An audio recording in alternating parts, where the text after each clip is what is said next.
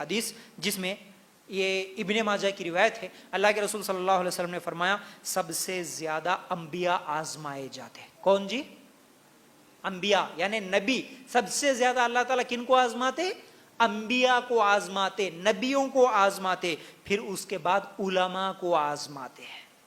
علماء، علم والے، حق بات بولنے والے، انبیاء کے بعد اللہ تعالیٰ علماء کو آزماتے ہیں، امتحان زیادہ لیتے ہیں۔ اس کے بعد صالحین، یعنی جو جتنا زیادہ دیندار رہتا، جو جتنا زیادہ صالح اور نیک رہتا، اس کو اتنا زیادہ اللہ تعالیٰ آزماتے ہیں۔ پھر اللہ کے رسول صلی اللہ علیہ وسلم فرماتے ہیں ان میں سے کچھ لوگ ایسے تھے، یعنی جو پچھلی زندگیاں جن کی گزری، جو نبیوں اور صالحین اور علماء جو تھے پچھلے زمانے میں، ان کے تعلق سے اللہ کے رسول صلی اللہ علیہ وسلم فرماتے ہیں ان میں سے کچھ لوگ ایسے بھی تھے جن کے جسم میں کیڑے پڑ گئے۔ اللہ ان کو کیسے آزمایا؟ ایسی بیماری دیا کہ ان کے جسم میں کیڑے پڑ گئے اور ان کو ٹاٹ کے کپڑے پہننے کو ملے، پہننے کے لیے کپڑا بھی نہیں تھا، اور ان کے لیے کیا ہے، جسم میں کیڑے پڑے۔ اللہ تعالیٰ ایسے آزمایا۔ ان آزمائشوں میں بھی وہ کیسے تھے؟ وہ اتنے خوش تھے۔ آج تمہارے پاس سب کچھ ہونے کے بعد بھی تم جیسے خوش ہو، اس سے بھی زیادہ خوش وہ لوگ تھے۔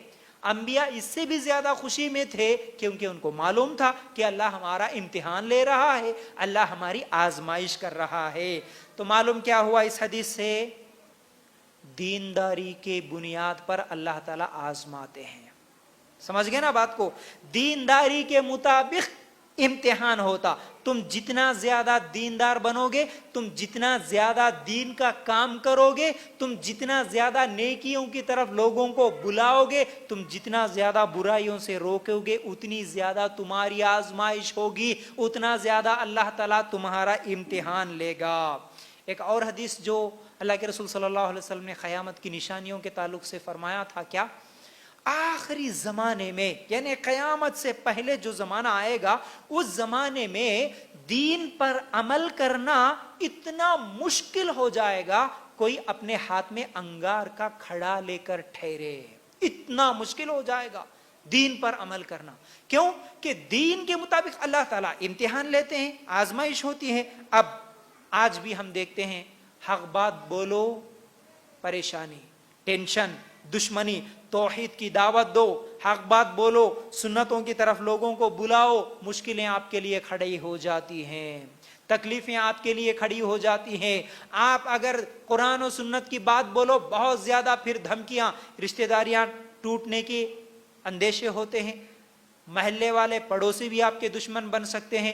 آپ جتنا زیادہ کام کرو اتنی زیادہ دشمنی بڑھ سکتی ہے۔ حق بات بولیں گے تو، اگر اس کے بجائے آپ اگر خاموش رہیں، جو جیسا ہے ویسا چلنے دو بھائی، سب کی دعوتیں اٹینڈ کریں گے، سب کو خوش کریں گے، کسی کو کچھ بھی نہیں بولنا، جو جیسا چل رہے ان کے ساتھ چلنا، زمانے کے ساتھ ہم بھی چلنا، زمانے کے ساتھ ہم بھی بدلنا۔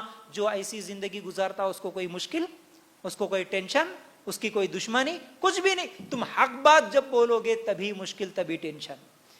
اللہ کے رسول صلی اللہ علیہ وسلم کو نبوت کون سے سال میں ملی تھی جی؟ تھوڑا سا جواب بھی چاہتا ہوں میں آپ کا۔ 40 سال کی عمر میں۔ کیا اللہ کے رسول صلی اللہ علیہ وسلم کو 40 سال کی عمر سے پہلے بھی کوئی مارنے والا، کوئی تکلیف دینے والا، کوئی ٹینشن دینے والا، کوئی راستے میں کانٹے بچھانے والا تھا؟ نہیں تھا۔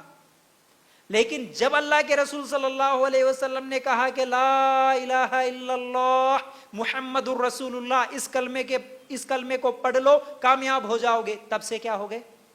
دشمنی شروع، ٹینشن شروع، پریشانی شروع۔ اللہ کے لیے غور کرنا۔ پورے صحابہ کی زندگیوں کو بھی آپ دیکھو، اسلام سے پہلے خوشی کی زندگی، اسلام لائے پھر جان کے دشمن، اپنی جان بچانا بڑی مشکل ہو گیا تھا۔ تو کیا معلوم ہوا اس بات سے؟